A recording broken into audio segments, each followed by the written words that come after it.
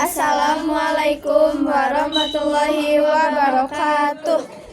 Selamat pagi, Ibu Guru dan teman-teman sekalian. Pada kesempatan ini, kelompok kami akan mempresentasikan materi sejarah dengan judul Indonesia pada masa Orde Baru.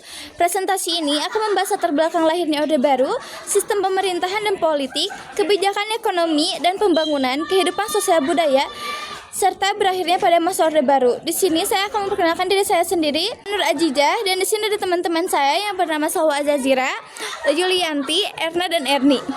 Materi yang pertama yaitu akan membahas latar belakang lahirnya masa Orde Baru yang akan dibacakan oleh Salwa Azazira. Saya akan menjelaskan latar belakang lahirnya Orde Baru. Masa Orde Baru dimulai setelah terjadinya peristiwa gerakan 30 September atau yang disebut G30S yang menyebabkan kondisi politik dan keamanan Indonesia menjadi tidak stabil. Pada masa akhir pemerintahan Orde Lama, Indonesia mengalami krisis ekonomi seperti inflasi yang sangat tinggi dan kesulitan memenuhi kebutuhan masyarakat. Untuk mengatasi keadaan tersebut, Presiden Soekarno mengeluarkan surat perintah 11 Maret atau disebut Super Semar pada 11 Maret 1966 kepada Letjen Soeharto. Melalui surat ini, Soeharto diberi kewenangan untuk mengamankan negara yang kemudian menjadi awal berdirinya pemerintahan Orde Baru. Selanjutnya, ada Yulianti yang akan menjelaskan sistem pemerintahan dan politik. Baik, di sini saya akan membahas tentang sistem pemerintahan dan politik. Pada masa Orde Baru, sistem pemerintahan bersifat sentralistik, di mana kekuasaan lebih banyak berada di tangan presiden. Pemerintah menekankan stabilitas nasional. Partai politik disederhanakan menjadi 3, yaitu Golkar, PPP, dan PDI. Golkar selalu memenangkan pemilu karena mendapat dukungan penuh dari pemerintah.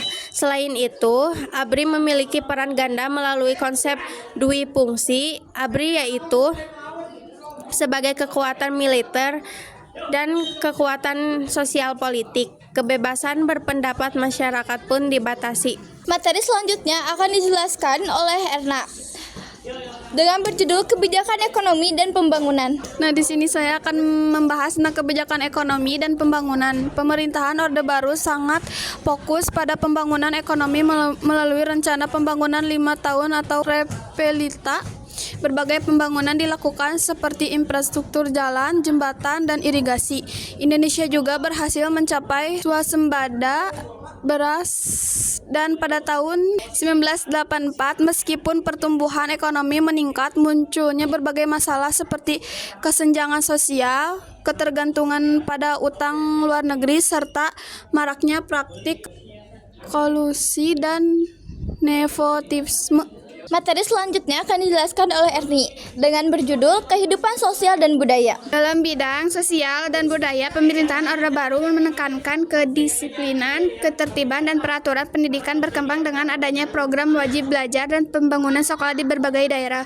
Namun kebebasan dan kebebasan berpendapat masyarakat dibatasi. Organisasi kemasyarakatan diwajibkan menggunakan Pancasila sebagai asas tunggal dan media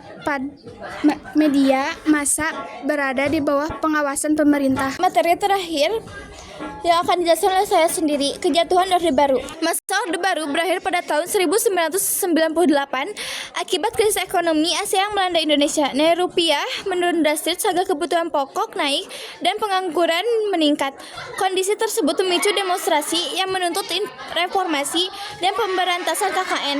Pada tanggal 21 Mei 1998, Presiden Soeharto mengundurkan diri dari jabatannya, sehingga menandai berakhirnya Orde Baru dan dimulainya era reformasi.